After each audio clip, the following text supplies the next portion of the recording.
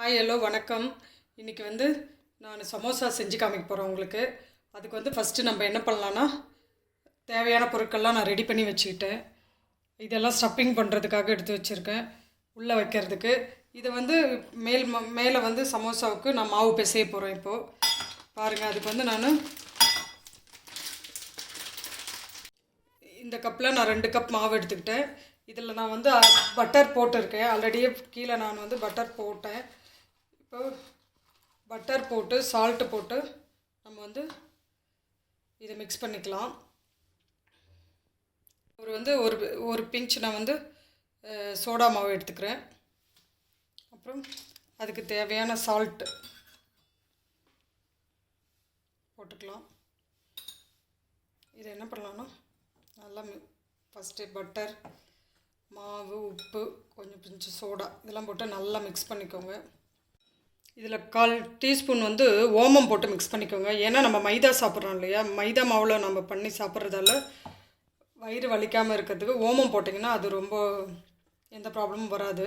So நீங்கள் இன்னும் 2 சமோசா சேர்த்து கூட சாப்பிட்லாம். இதில் கொஞ்சம் கொஞ்சமாக தேவையான தண்ணியை மிக்ஸ் பண்ணிக்கோங்க. ரொம்ப டைட்டாக பண்ணிக்கோங்க, சப்பாத்தி மாவு பிசைகிற மாதிரி தான். கொஞ்சம்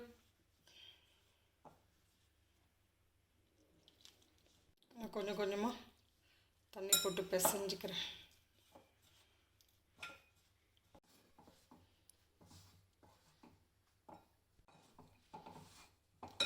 நல்லா அழுத்தி பிசைஞ்சிக்கோங்க.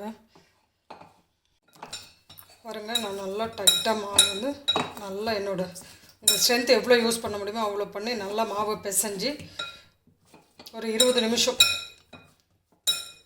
மூடி சைடில் வச்சுக்கோங்க. வச்சுட்டு அதுக்கான உள்ளே வைக்க வேண்டிய ஸ்டஃப்பிங் என்னன்னு சொல்லிட்டு நம்ம பார்க்கலாம். இங்கே பாருங்கள், நான் ஒரு பெரிய உருளைக்கிழங்கு எடுத்து அவிச்சி வச்சுருக்கேன். பாருங்கள், இதில் என்ன பண்ணலான்னா, இது கூட நம்ம வெங்காயம், பட்டாணி, பச்சை மிளகாய், இதில் இருக்கிற இன்க்ரீடியன்ட்ஸ்லாம் சேர்த்து இந்த பொருளை போட்டு நான் இதை எப்படின்னு உங்களுக்கு மசாலா இப்போ பண்ணி காமிக்கிறேன். அதை தான் நான் உள்ளே வைக்க போகிறேன். அடுப்பை பற்ற வச்சுக்கலாம். வாங்க, பற்ற வச்சுட்டு கடாய் காஞ்ச உடனே ஒரு ஸ்பூன் குக்கிங் ஆயில் தேவையான அளவுக்கு நீங்கள் எடுத்துக்கோங்க. நான் ஒரு டேபிள் ஸ்பூன் ஊற்றிக்கிட்டேன். இதில் என்ன பண்ண, 1/4 டீஸ்பூன் ஜீரக மிளகு போட்டுக்கோங்க. நான் அதில் 1/4 டீஸ்பூன் ஜீரகமும் பெப்பரும் சேர்த்து போட்டிருக்கேன் தாளிக்கிறதுக்கு. அது கூட சோம்பு போட்டுக்கோங்க. உருளைக்கிழங்குக்கு நல்லாயிருக்கும் சோம்பு போட்டு தாளிச்சா. அதில் ஒரு 1/4 டீஸ்பூன் போட்டுக்கோங்க. போட்டுட்டு இதெல்லாம் பொரிஞ்ச உடனே ஆனியன் 1 கட் பண்ணி நான் வச்சுருக்கேன், மீடியம் சைஸு. அதையும் போட்டு நம்ம நல்லா இதை வதக்கிக்கலாம். ஒரு 1/4 டீஸ்பூன் உப்பு போட்டுக்கோங்க. அது ஆனியன் வதங்குறப்ப போட்டால் சீக்கிரம் வதங்குறதுக்காக நான் எப்பயுமே எந்த டிஷ் பண்ணாலும் அதில் போடுவேன். நெக்ஸ்ட் 2 பச்சை மிளகாய் குட்டி குட்டியாக கட் பண்ணி வச்சுருக்கேன், அதையும் போட்டுக்கோங்க. அப்புறம் ஒரு 1/2 கப் பச்சை பட்டாணி எடுத்து வச்சுருக்கேன், அதையும் போட்டுக்கோங்க. 1 கப் கார்ன் எடுத்து வச்சுருக்கேன், சோளம், அதையும் இதில் போட்டுக்கோங்க. பசங்களுக்கு இதெல்லாம் சேர்ந்தால் ஹெல்த்தியாக இருக்கும் தான். இது இல்லையும் இதை கொஞ்சம் போட்டு மிக்ஸ் பண்ணிக்கோங்க. அப்புறம் ஒரு பல்லு பூண்டு, ஒரு குட்டி 2 இஞ்சியும் மிக்ஸ் பண்ணி வச்சுருக்கேன், அதையும் போட்டுக்கலாம்.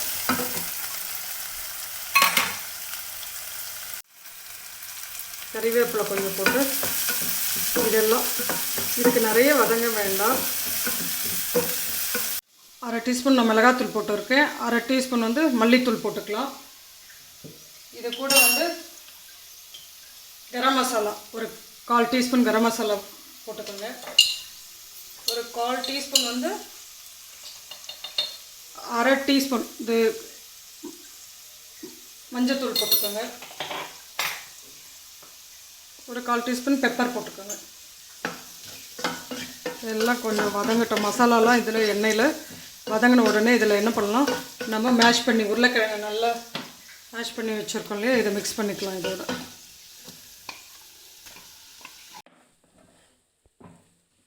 சமோசாக்குள்ளே வைக்கிற உருளைக்கிழங்கு நம்மளுக்கு ரெடி ஆகிடுச்சு.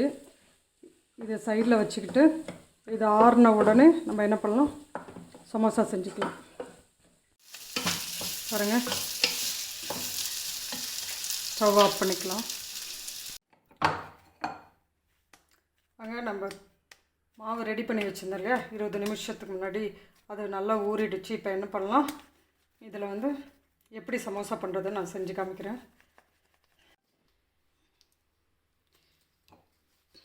ரெண்டாக பிரிச்சுக்கிட்டு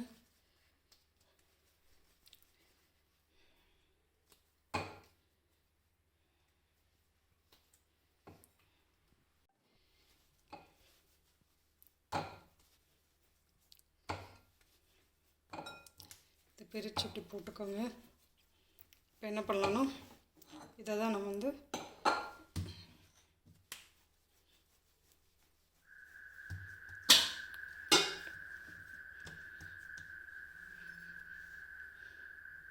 கொஞ்சம் ட்ரெஸ் போட்டு கொஞ்சம் மாவு போட்டுக்கலாம். நல்லா ரவுண்டாக தேய்ச்சிக்கோங்க, சப்பாத்தி தேய்க்கிற மாதிரி.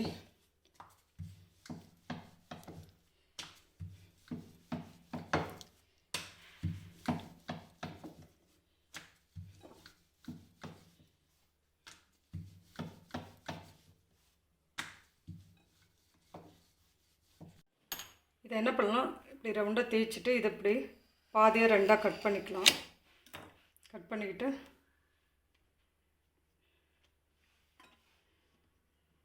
இதில் என்ன பண்ணலாம், ஓரெல்லாம் நல்லா தண்ணி வச்சுக்கோங்க. தண்ணி வச்சா தான் மடித்து நம்ம ஒட்டுறதுக்கு ஈஸியாக இருக்கும்.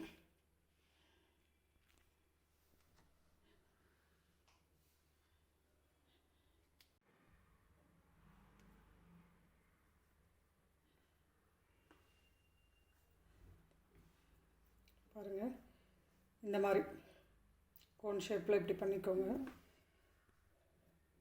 இதுக்குள்ளே என்ன பண்ணலாம்,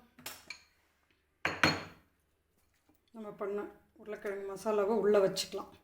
இப்படி கோன் இப்படி பிடிச்சிக்கிட்டு இது இப்படி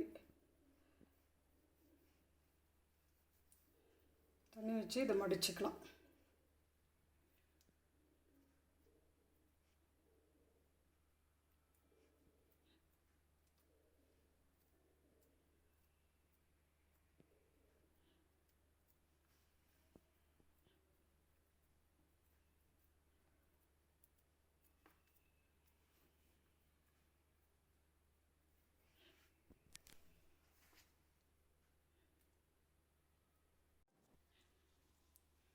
பாருங்கள், இந்த மாதிரி ஃபோல்டு பண்ணி மடித்து வச்சுக்கோங்க. இன்னொன்று எப்படி பண்ணுறதை நான் காமிக்கிறேன்.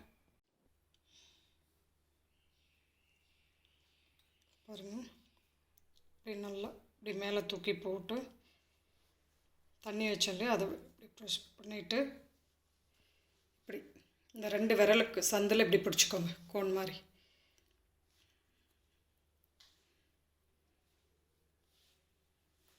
பிடிச்சிக்கிட்டு உள்ள மசாலா வச்சுக்கோங்க.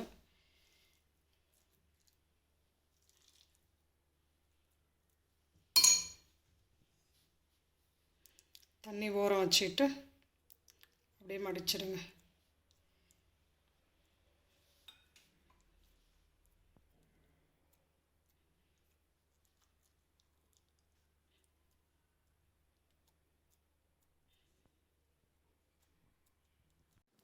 இங்கே பாருங்கள், நான் 6 சமோசா செஞ்சு வச்சுக்கிட்டேன். இதை என்ன பண்ணலாம், இப்போ எண்ணெயில் போட்டு பொரிச்சு எடுத்துக்கலாம். எண்ணெயை சூடு பண்ணலாம் வாங்க.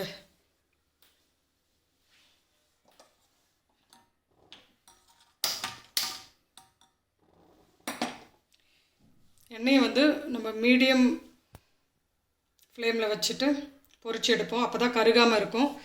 எண்ணெயை வந்து சூடு பண்ணலாம். பாருங்கள், எண்ணெய் நல்லா சூடாயிடுச்சு. நம்ம கொஞ்சம் வேஸ்ட் மாவு போட்டு பார்க்கலாம். அது மேலே வந்துச்சுன்னா ஓகே, ரெடி ஆகிடுச்சின்னு அர்த்தம். இன்னும் மேலே வரல, அப்போ எண்ணெய் இன்னும் கொஞ்சம் சூடாகட்டும். எண்ணெய் சூடாயிடுச்சு, வாங்க போட்டு பொரிச்சிக்கலாம்.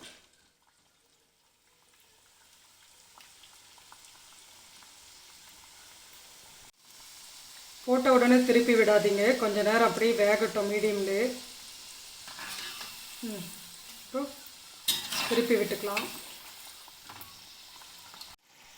இங்கே பாருங்கள், சமோசா நல்லா பொன்னிறமாக வந்து கலர் மாறி வந்துடுச்சு. இந்த ஸ்டேஜில் நம்ம வந்து வெளியில் எடுத்துக்கலாம்.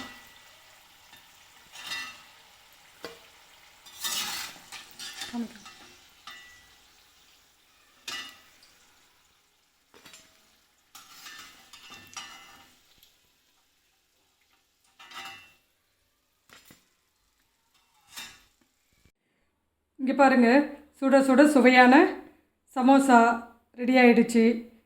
இதை நீங்களும் வீட்டில் செஞ்சு பார்த்துட்டு எப்படி இருக்குன்னு சொல்லிவிட்டு எனக்கு கமெண்ட் பண்ணுங்கள். பிடிச்சிருந்தால் லைக் பண்ணுங்கள், ஷேர் பண்ணுங்கள், சப்ஸ்கிரைப் பண்ணுங்கள்.